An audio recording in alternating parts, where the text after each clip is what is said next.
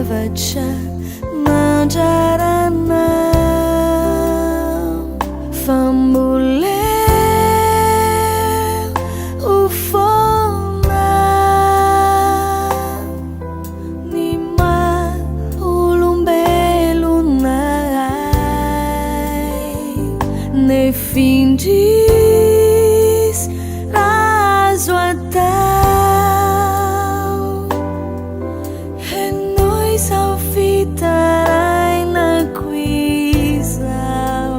ianao malala zay hevitry heveranay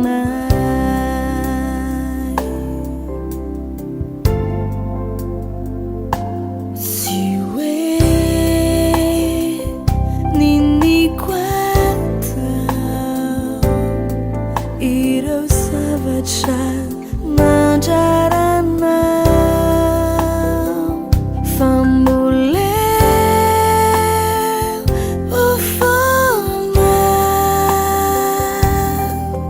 ny maha-olombelonay nefindris razo atao henoi sao fitarainako izao ianao malala zay hevitry heveranay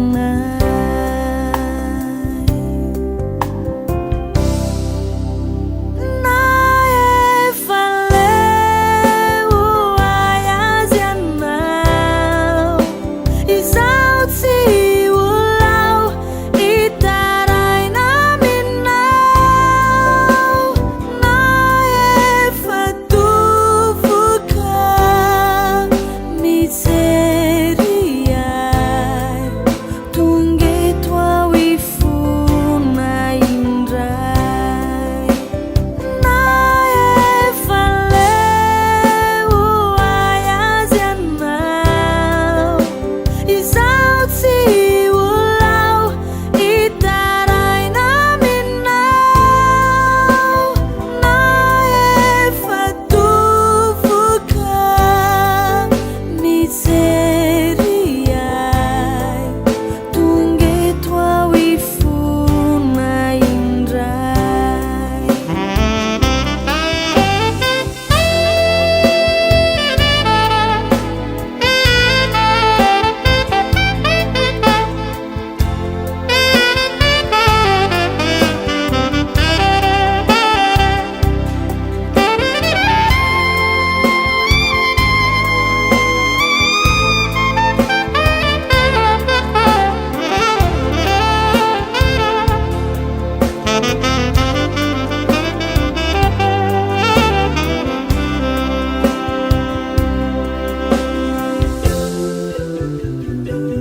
sy hoe